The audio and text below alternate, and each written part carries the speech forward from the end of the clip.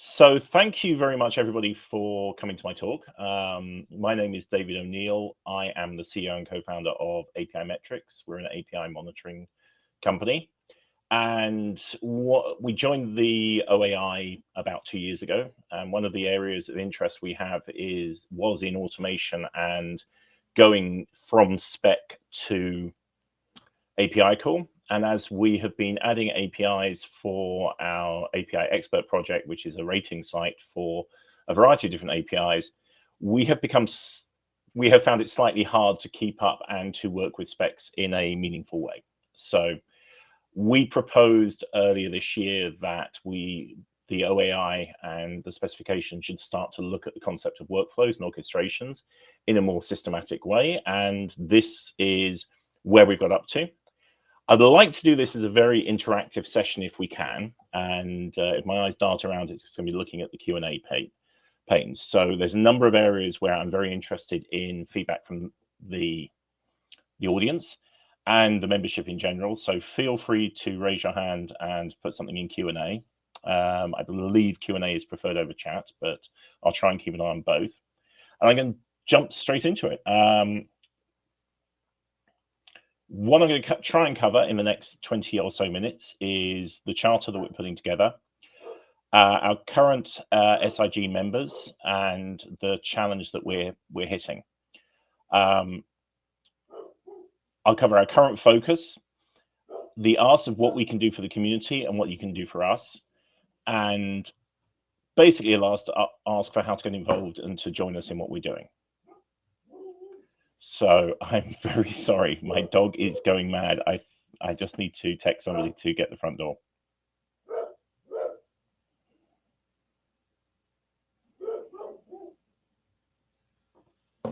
So moving swiftly on.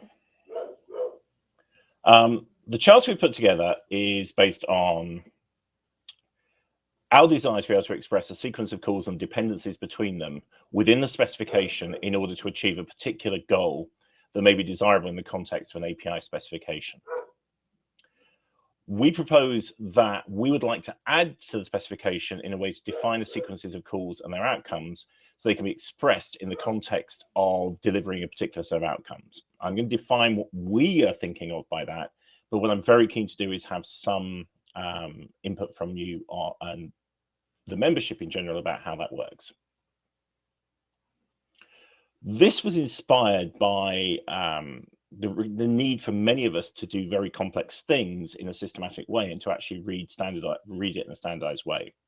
There are two areas that we'll explore in a little detail in my talk. One is just being able to work out from looking at the spec what you do with the spec itself. So what are the things that you're going to try and do and how you're going to try and do them? The second is the authentication work, and this has come out of a lot of work that APImetrics and other members of the special interest group have done in financial services, where, as I'll demonstrate, the number of individual API calls required to make just to get an authorization token to make an API call in the financial space is extremely high, and it's very challenging for the providers and the consumers of those APIs to do them.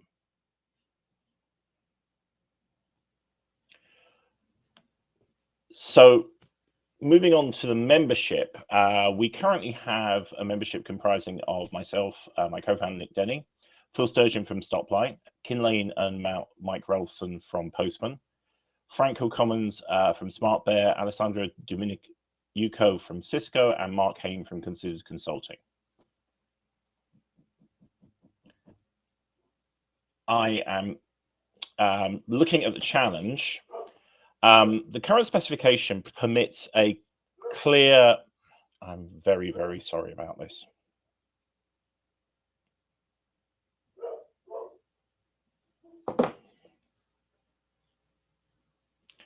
So the current specification permits a clear definition of all the potential input and output parameters from a single API call. This leads to some potential problems. So if you have to chain multiple API calls together in a stateful fashion to achieve something more complex, such as ordering a pet from a pet store, or going through the OAuth authentication process for data or interfaces, it's extremely hard to achieve that. I'm really sorry, there is somebody at the front door. I'm just going to try and get that dealt with. The challenges of presenting at meetings. Plus, there are also systems that use interfaces are not readily modeled by the OpenAPI specification, something user agent based or involving an async callback. I've actually already had people contacting me about the challenges of some of the async callback mechanisms. And that's something we're not considering at the moment, but we're very keen to get onto. Feel free to contact us, or please get involved as those topics come up. At the moment, the key topics we're looking at, the first one is context. And what we mean by context is how we can quickly and easily define what the goal and key functions of a spec are, and how we can represent that in the specification.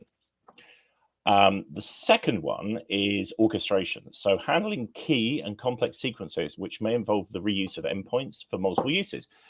This comes to our token calls, something in a Fappy, so financial grade API compliant sequence, in a human and machine readable way for automation purposes. So whether you're using Stoplight, APImetrics, or Postman, can you define that in a single way in the specification? Can you extract that data, and can you have it come through and use it for automation, whether you're rolling something yourself in Gherkin or Karate, or whether you're using an off-the-shelf tool? The final piece that we're looking at is then the tooling itself. So how can we take those machine readable pieces of the spec and the specs themselves and put something together for that?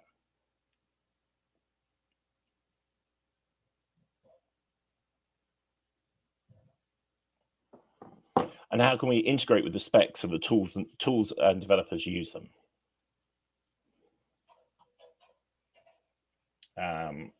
So starting with the first thing we started with, which was managing context. And this has come out of a couple of different comments that people have had, which is, how do we easily and quickly define within the specification goals for context?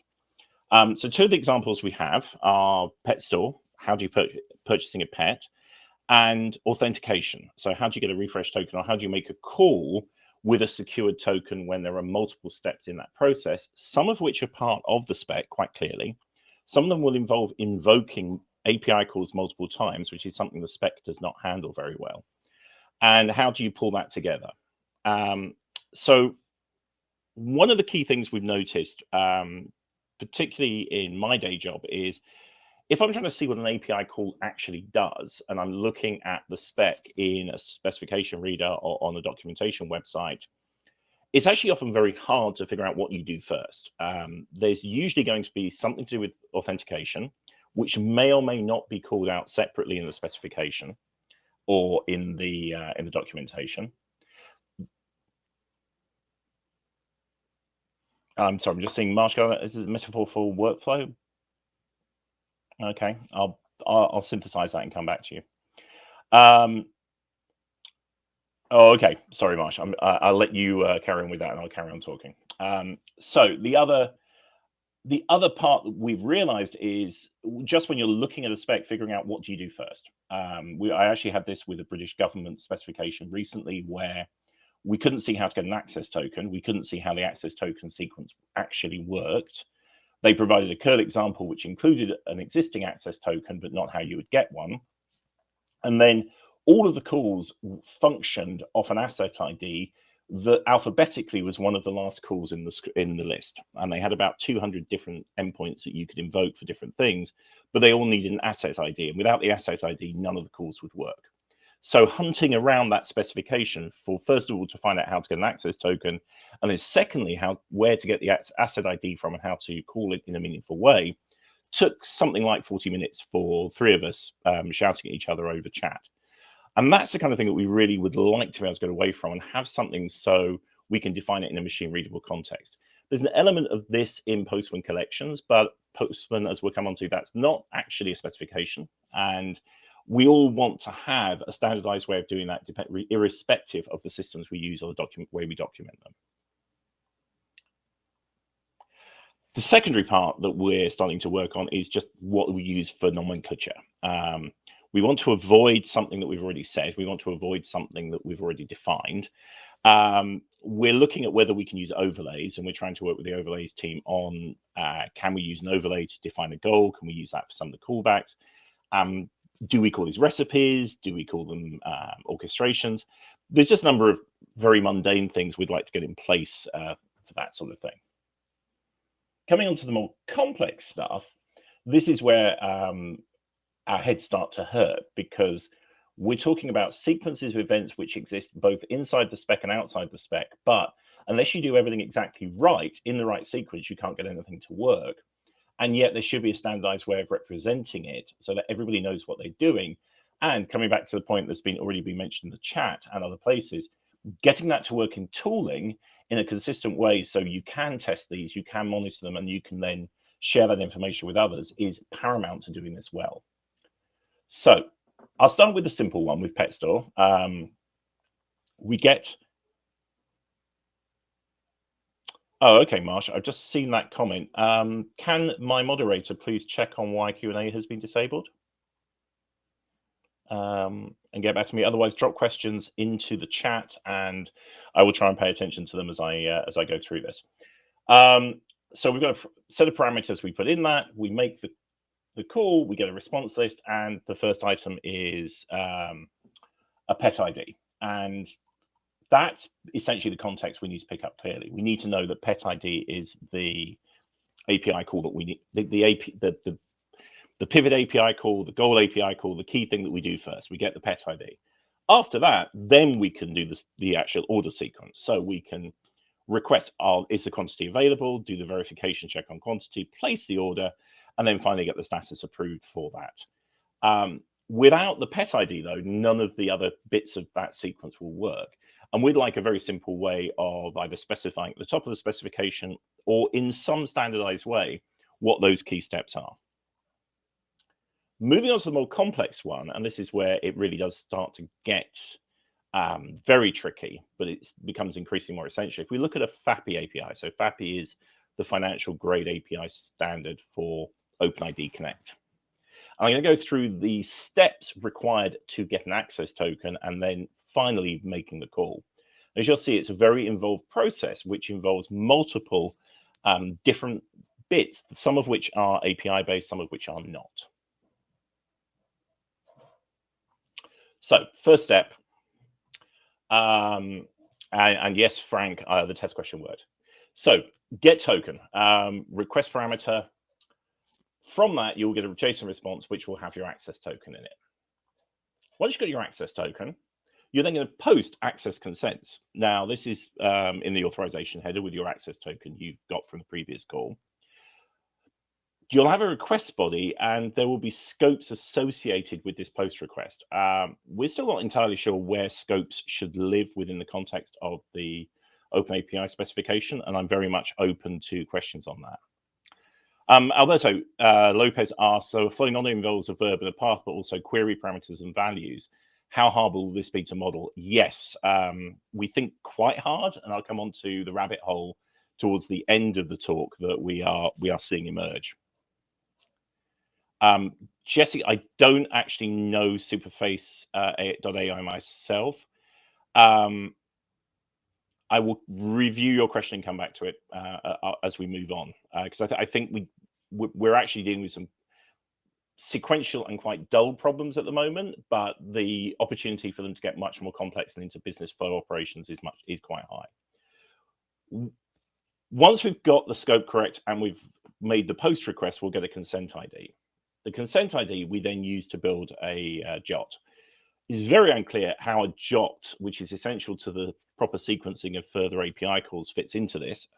It's not really a part of the OpenAPI specification, but it is an essential step, and it does use the output from the APIs. Worst, the next API call, and we're having this conversation with the security SIG, will use the JOT for the URL parameters when we make the actual get authorized call that comes next.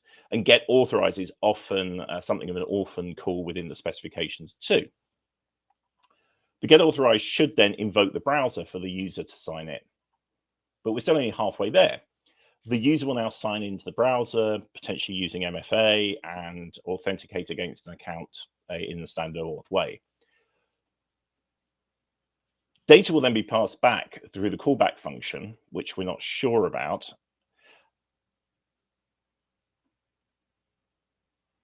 So yes, Stu, that's a really good question, whether the workflows should be set up. So Stu is asking, as an API consumer who's used a booking service, now he must pay or upgrade something. When does a consumer interact with the workflow? And how do we define the steps for that to happen? Again, that's not defined in the spec, and it's not, doesn't sit currently very well within the specs. And it's something we very strongly should consider. Once we've got that second JOT that's been defined somehow, we then have to post a token, post that to get a token, and that will give us the access token that we use for API calls. It will give us the expires in and give us the parameters for the refresh token, all in the JSON packet that comes from that post request. And then finally, at step 7, we can actually make the API call we set out to make in the first place. Now, in theory, all the other API calls will follow from that in this example, because they'll use the same access token.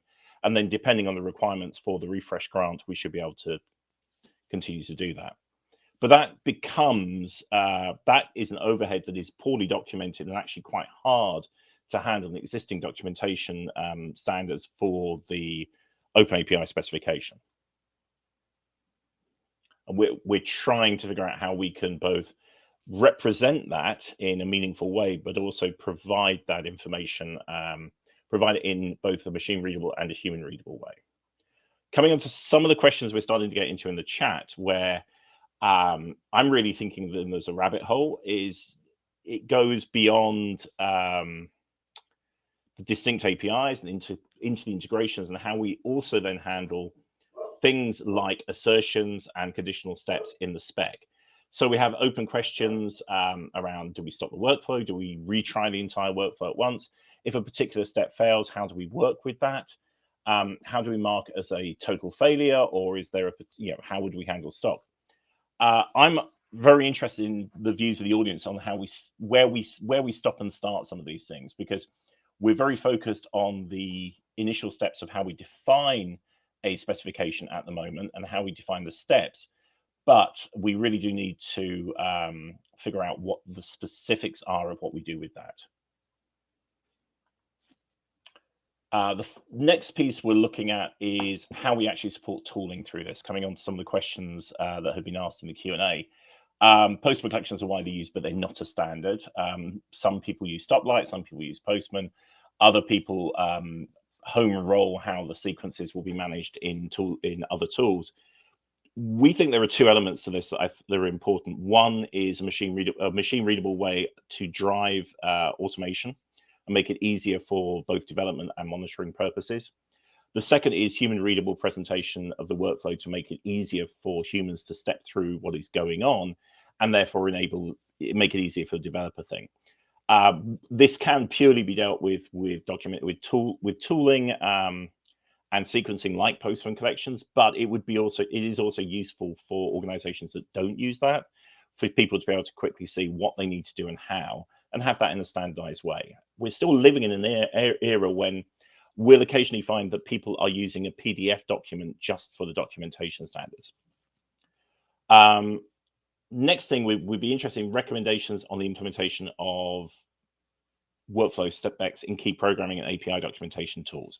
So Postman, Stoplight, and others.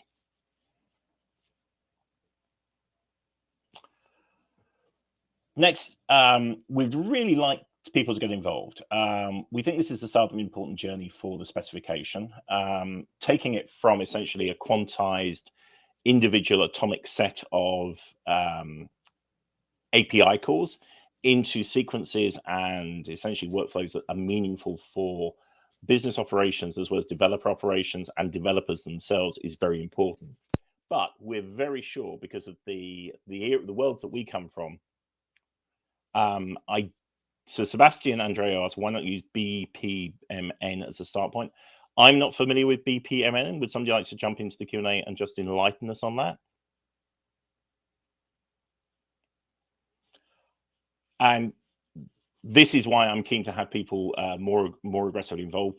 We're bringing our own interests and challenges to the table, which potentially leaves us with missing things out or forgetting things. And that's an essential, that it's essential that we get a wider audience involved, which brings me to my next topic. I'm conscious of time. We have meetings that are public every 9 a.m. every Pacific time, every second Wednesday. The next meeting is 2 weeks from today. We have a Slack set up and our GitHub, which we can add anybody to. Please just reach out to me. My email is here. And we can also add you to the GitHub where we're keeping the work that we're doing and the progress. Or just email me and I can add you to the collective for us to talk about and potentially start to answer some of the specific questions. Or if you've got something that we have definitely not thought of and you think needs to be part of that, we are completely open to having that brought to our attention and brought in.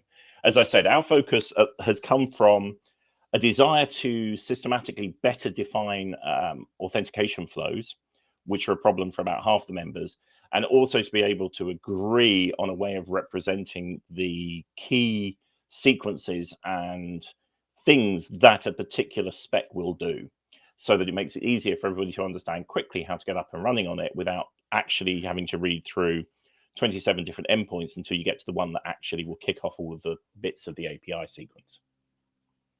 So I'm going to try and address questions as they come up. I'm not sure how useful this will be. I think we've got a few minutes left. So Sebastian Andreo, I'm not familiar with BPNM, but I would love to learn more, and I'd be very happy if you could drop me an email and I'll add you to the group and we can discuss that. Marsh Gardner asks, what about workflows that depend on distinct... This Alberto Martin Lopez asks, are the slides available somewhere? That's a very good question. I believe they will be, but if you do want to email me at, there's my email address, I will make sure you have a copy of the slides as well. So Marsh Gardner asks, what about workflows depend on distinct APIs? Is that more like integration?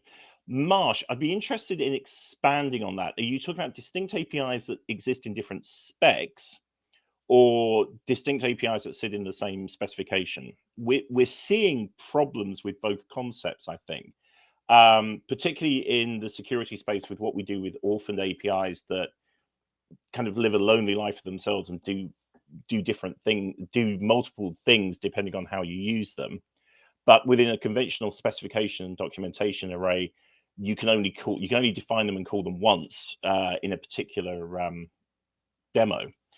The second piece where I think this comes into it is when you're doing something that's programmatic outside of the specification itself, like creating a JOT, particularly in something like financial services APIs, where you have to create at least 2 JOTs to get the finally get an access token.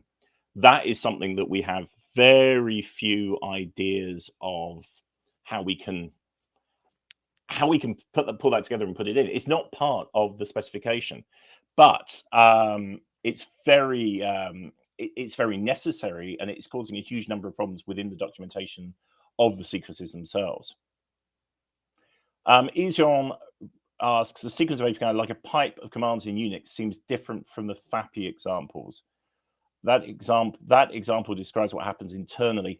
I think the challenge where we're seeing it slightly differently, Ijon, is because the Fappy example are all API calls that exist within a current spec, but get used in slightly different ways depending on how you are invoking them. They do exist in the spec. They are specified in the spec, but the actions and the outputs and actions that they depend on all reside within what you do with the APIs themselves. It's possible that you could be correct and incorrect at the same time. We don't think this is a particularly binary world that we're finding ourselves in, that we may need to, and we're trying to avoid creating new specifications where we don't need them.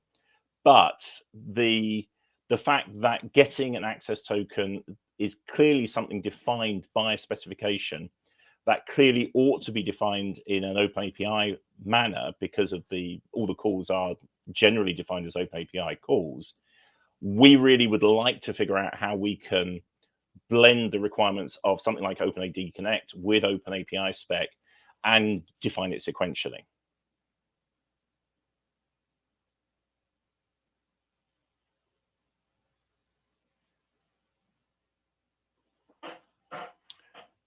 I'm just looking through other questions.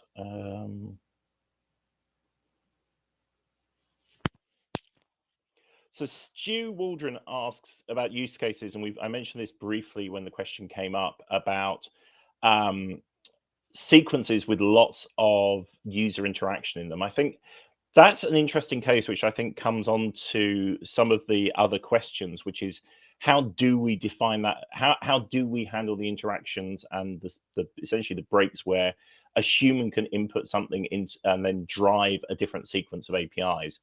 I'll be honest, we're thinking about less about that at the moment than we are.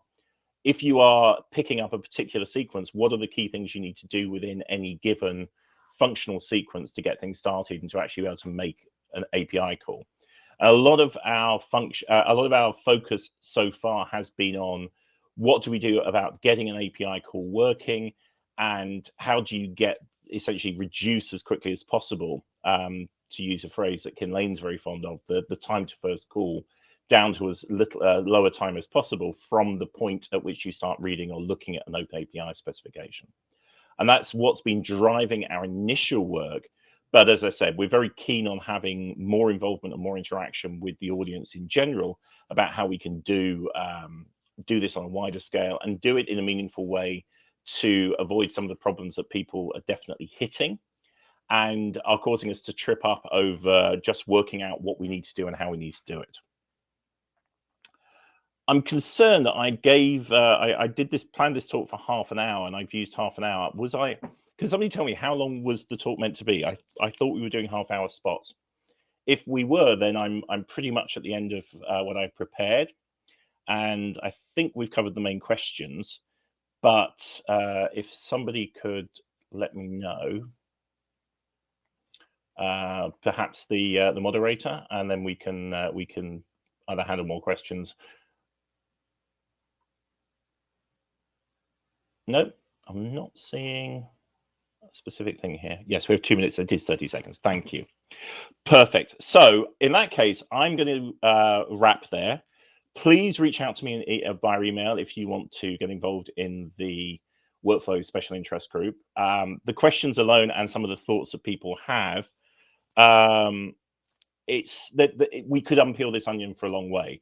Our focus is on the initial, how do we quickly come up with a methodology for defining the key steps that people have to do? But as Frank mentions in chat, there's a very deep rabbit hole we could go down if we wanted to. But it's, I think, essential work for future-proofing the specification and handling some of these very complex things that we need to have a systematic and specification-driven way of defining. Otherwise, we're going to be just building up more and more problems for ourselves moving forward. Thank you so much for your attention, everybody. Thank you for coming. Sorry for the dog in the background. I appreciate your time, and please feel free to email me if you have any questions moving forward. Thank you. Have a great conference.